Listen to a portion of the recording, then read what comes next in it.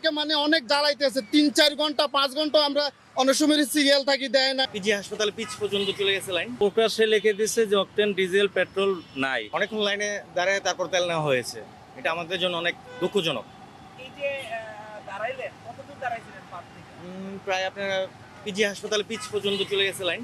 সরকার বলতেছে তেলের পর্যাপ্ত পরিমাণ মজুদ আছে, পাম্পওয়ালারা বলতেছে যে তেল পাচ্ছে না, এবং প্রকাশ্যে লিখে দিচ্ছে যে অকটেন ডিজেল পেট্রোল নাই।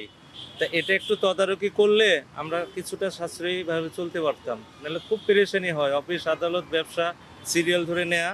আপনাদের মাধ্যমে এই মেসেজটা গভর্নমেন্ট যাতে কর্তৃপক্ষর সুব্যবস্থা নেয়। আমাদেরকে মানে অনেক জ্বালাইতেছে, 3-4 ঘন্টা 5 ঘন্টা আমরা অনেক সময় সিরিয়াল থাকি, দেয় না, এই করে সে আবার বন্ধ করে দেয় হঠাৎ করে।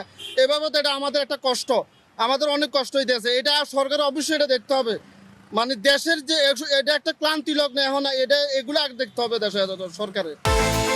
বিকাশ পেমেন্টে 10,000 টাকার বেশি অফার, শপিং চলছে তো। আমি প্রথমে দাঁড়িয়েছিলাম সাকুরের ওদিক থেকে, প্রায় 40 মিনিট মতো লাগছে আর কি। তবে বিগত দিনের মতো আজকে অত জাম ছিল না। 1 ঘন্টা না হলে অনেক কষ্ট। 1 ঘন্টায় যে পিজি মোড় থেকে কত এই পর্যন্ত আসছে, তা আবার তেল দিল 10 লিটার।